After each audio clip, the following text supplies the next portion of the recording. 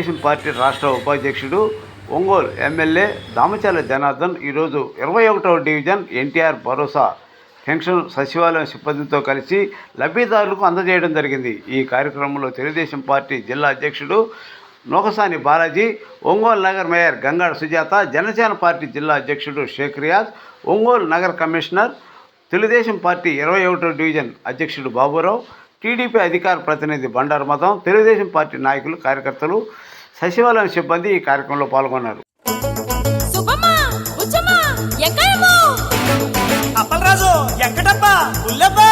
మా ముసలోళ్ళకి పింఛన్లు పెరిగినాయి, మా ముసలోళ్లకు పింఛన్లు పెరిగినాయి, మా మీదున్న టెన్షన్లు తగ్గినాయి. మా ముసలోళ్లకు పింఛన్లు పెరిగినాయి, మా మీదున్న టెన్షన్లు తగ్గినాయి. ఇన్నావ వెంకట్రావు కన్నావా ఎంకాయమ్మ ఒకేసారి పింఛన్లు 5 రెట్లు పెంచినారు. 200 నుండి 1000 రూపాయలు చేసినారు. చంద్రబాబు చల్లగుండయ్యా, మా పెద్ద కొడుకువై ఆదుకున్నవయ్యా. మా ముసలోళ్లకు పింఛన్లు పెరిగినాయి, మా మీదున్న టెన్షన్లు తగ్గినాయి.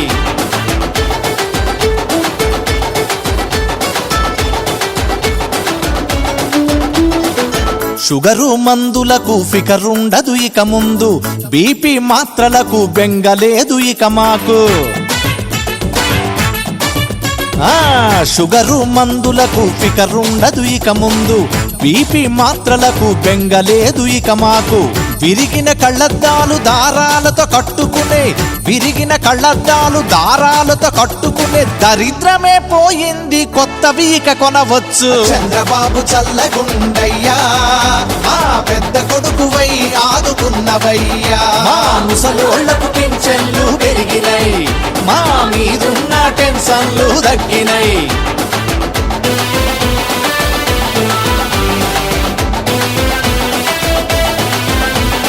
ఉడుకునెత్తు రొడిసిపాయ ఉరుకులాడే వయసు బాయే, చేసి చేసి చేతలుడిగి ముసలితనం మీద పడే. ఉడుకునెత్తు రొడిసిపాయ ఉరుకులాడే వయసు బాయే, చేసి చేసి చేతలుడిగి ముసలితనం. పెన్షన్స్ అంతా కూడా ఇవ్వాలని చెప్పేసి మన ముఖ్యమంత్రి గారు చంద్రబాబు నాయుడు గారు ఏదైతే ఈరోజు పేద ప్రజలందరూ కూడా పెన్షన్స్ అంతా కూడా మన మాట ప్రకారంగా 1వ తారీఖు అవ్వగానే 4000 రూపాయల పెన్షన్స్ ఇవ్వడం కూడా జరుగుతూ ఉందని కూడా మేము తెలియజేస్తాం. ఎప్పుడు కూడా ఒక కమిట్మెంటు, ఒక పద్ధతి, తెలుగుదేశం అంటేనే ఒక అభివృద్ధి. అదేవిధంగా ఏదైతే ఎన్నికలప్పుడు ప్రామిస్ చేశారో దాని ప్రకారంగా ఈరోజు రాగానే ఫస్ట్ సంతకం దాని మీద పెట్టి ఈరోజు ఎంతోమంది మనందరూ కూడా పెన్షన్స్ కూడా ఇవ్వడం జరుగుతుందని చెప్పి కూడా ఈ సందర్భంగా మేము తెలియజేస్తాము. కాబట్టి ఈరోజు ఒంగోలులో కూడా దగ్గర 20,716 మందికి టౌన్ వరకు పెన్షన్స్ ఇస్తూ ఉన్నాం. దాంతోపాటు 28 రకాల పెన్షన్స్, కొంతమంది విడో ఉన్నారు, కొంతమంది సింగిల్ మహిళలు ఉన్నారు, కొంతమంది వృద్ధాప్యులు ఉన్నారు. అదేవిధంగా ఇట్లాంటి వారందరూ కూడా 28 రకాల పెన్షన్స్ ఈరోజు ఇవ్వడం జరుగుతూ ఉంది. మన ఒంగోలు టౌన్ వరకే 8,90 లక్షల రూపాయలు ఈరోజు పెన్షన్స్ కూడా ఇవ్వడం కూడా జరుగుతుందని చెప్పి కూడా మీ ద్వారా కూడా ప్రజలకు కూడా తెలియజేస్తున్నారు. అదేవిధంగా పోయిన గవర్నమెంట్లో కొంతమందికి కూడా ఏదో కారణాల చేత కరెంటు బిల్లు లేదనో, లేకపోతే మోటార్ సైకిల్ ఉందనో, లేకపోతే కారు ఉందనో, ఇవన్నీ కారణాల చేత చాలామంది కూడా కొంతమంది పెన్షన్స్ తీశారు. మేము 14-19లో 100% ఎవరైతే అర్హులు ఉన్నారో వాళ్ళందరూ కూడా అర్హులు ఇచ్చాము. తర్వాత కాలంలో చాలామందికి కూడా తీసేశారు. దాన్ని కూడా స్టెప్ బై స్టెప్ మేము చూస్తున్నాం. ఎలిజిబిలిటీస్ ఉండే వాళ్ళకి తప్పకుండా కూడా వాళ్ళందరూ కూడా రాబోయే రోజుల్లో వాళ్ళకు కూడా మిగతా వాళ్ళకు కూడా పెన్షన్ ఇచ్చేదానికి కూడా ప్రభుత్వం కూడా ఒక నిర్ణయాలు కూడా తీసుకుంటుందని చెప్పి కూడా మేము తెలియజేస్తా ఉన్నాం. ఏదైనా కూడా ఈరోజు ఉండే పరిస్థితులు కూడా ప్రజలు కూడా అర్థం చేసుకోవాలి. ఒక పక్కేమో ఆర్థిక లోటు ఉంది, పైన అక్కడ చాలా ఇబ్బందులు ఉన్నాయి ప్రభుత్వం నడపడానికి కూడా. దగ్గర 14 లక్షల కోట్ల వరకు అప్పులు తీసుకొచ్చి అనేక రకాలుగా వినియోగం చేసి ఈరోజు రాష్ట్రాన్ని సర్వనాశనం చేసి ఈరోజు చేతులకు ఈరోజు రావడం జరిగింది. దాన్ని ఒక సమర్థవంతమైన నాయకులు కాబట్టి ఈరోజు ప్రతి ఒక్కటి కూడా అనలైజ్ చేస్తా, ఎక్కడెక్కడ ల్యాబ్స్ ఉన్నాయి, ఎక్కడెక్కడ మనకు మళ్ళీ ఫండ్స్ మనం తీసుకురావడానికి అవకాశాలు ఉన్నాయో కూడా ఇవన్నీ కూడా చంద్రబాబు నాయుడు గారి పనులనే చూస్తా.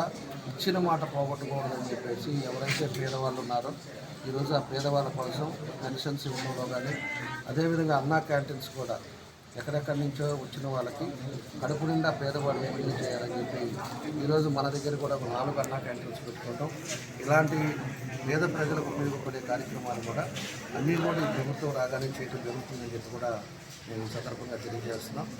దానికోసం ఈరోజు అందరూ కూడా గుర్తుపెట్టుకోవాలి. ఉద్యోగస్తులు కూడా 15వ తారీఖు 20వ తారీఖు వాళ్ళకి జీతాలు ఇచ్చే రోజులు కూడా ఉన్నాయి పోయిన గవర్నమెంట్లో కూడా. ఈరోజు 1వ తారీఖు అవగానే ప్రతి ఉద్యోగస్తులు కూడా జీతాలు పడుతున్నాయి అంటే ఒక సమర్థవంతమైన నాయకుల పరిపాలనలో ఏ విధంగా ఉంటుందో మనందరూ కూడా ఆలోచించాల్సిన విషయం. ఈరోజు పెన్షన్స్ అవ్వచ్చు, ఉద్యోగాలకు జీతాలు అవ్వచ్చు, లేకపోతే ఏదైతే ఎమర్జెన్సీ ఉన్నాయో అవన్నీ కూడా ఈరోజు ప్రభుత్వం అన్నీ కూడా చేస్తుందని చెప్పి నేను తెలియజేస్తున్నాను. రాబోయే రోజుల్లో ఇంకా కూడా డెవలప్మెంట్ యాక్టివిటీస్ కూడా ఇప్పుడే ట్రాన్స్ఫర్స్ కూడా జరుగుతూ ఉన్నాయి. ఇవన్నీ అయిన తర్వాత టౌన్లో కూడా మార్పులు తీసుకొస్తాం. టౌన్లో కూడా మన కమిషనర్ గారు కూడా 2 డేస్ బ్యాక్ ఆయన కూడా జాయిన్ అయ్యాడు.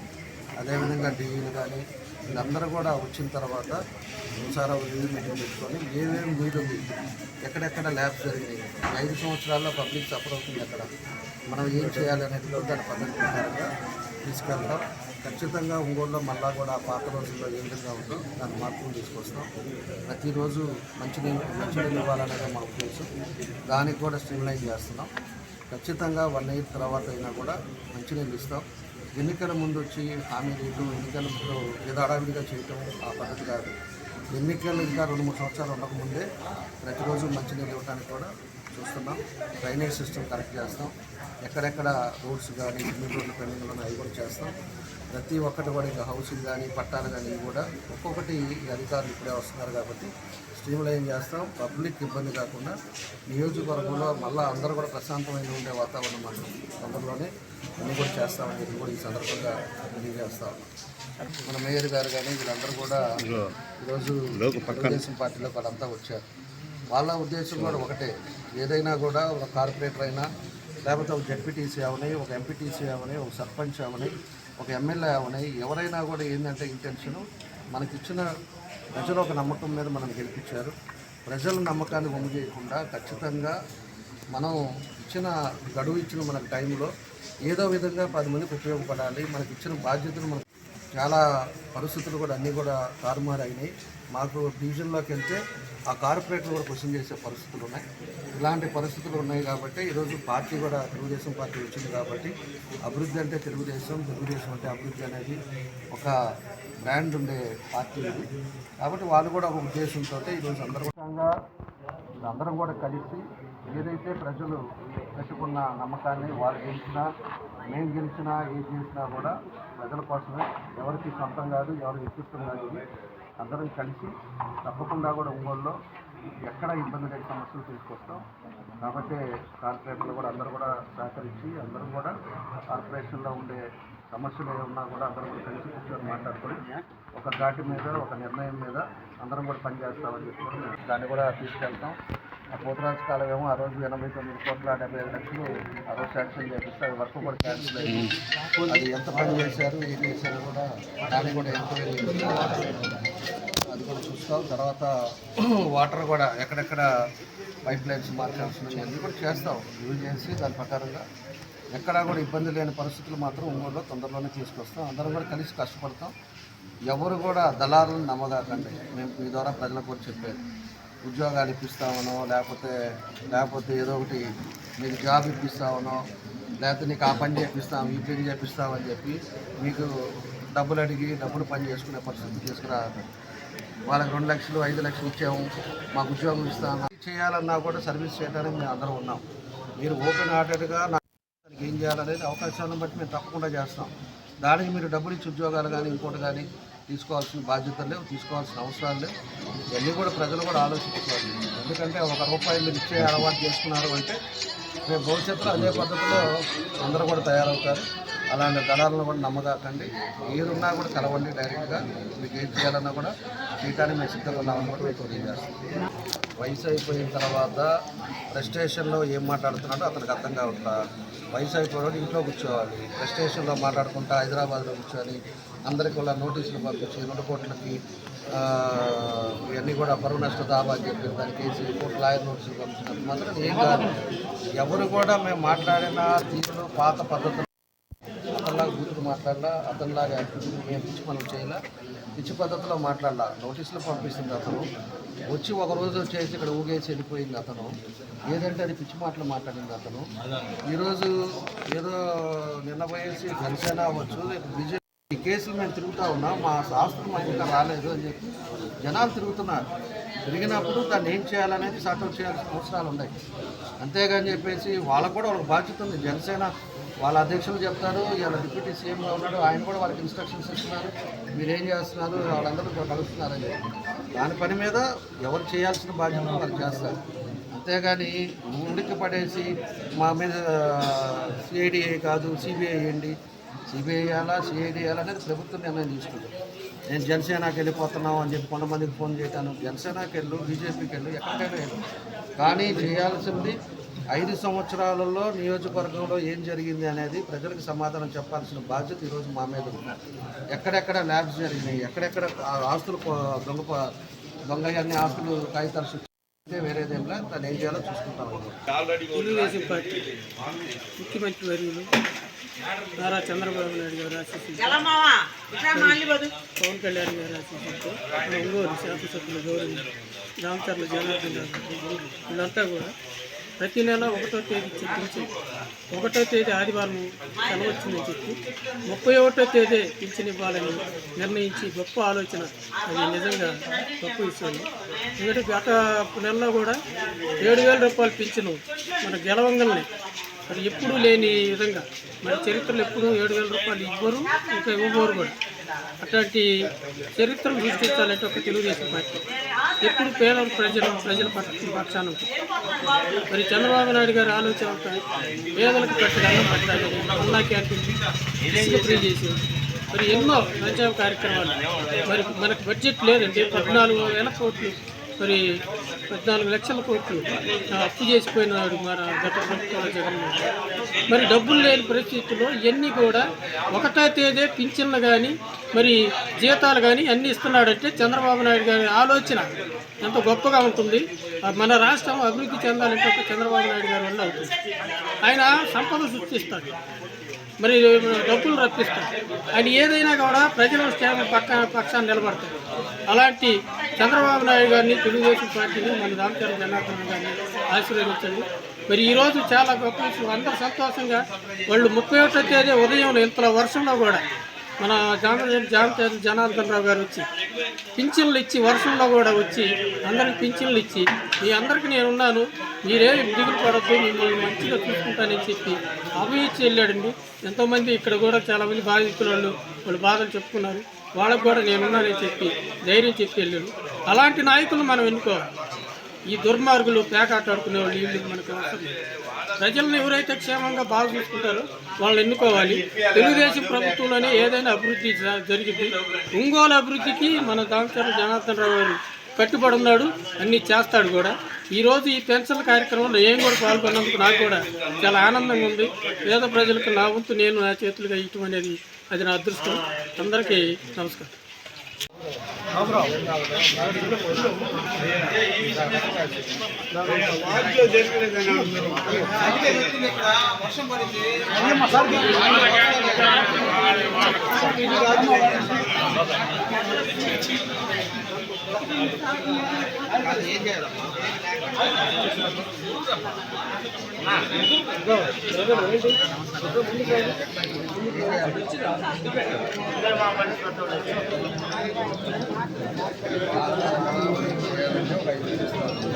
కానీ నీకు ఎంత ఉంటుందో తెలియదు. నేను హాస్పిటల్ పబ్లిక్ ఇంత అయిందని చెప్తే ఎల్ఓసి చూపిస్తా. మీకు ఏం కావాలని బ్రేక్ఫాస్ట్ తీసుకురండి.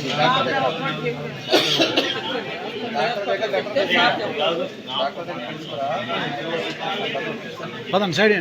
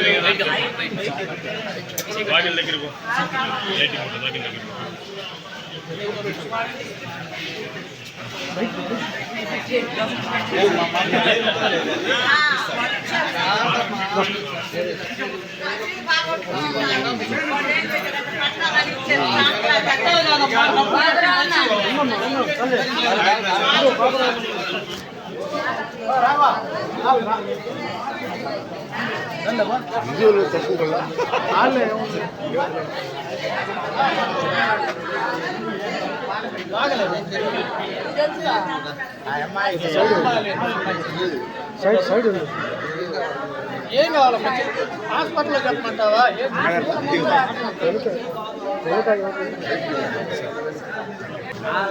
లైట్ అయితే ఏం చెప్తున్నా? లైట్ వచ్చేలాగా టైం పట్టింది. లైట్ పోయింది.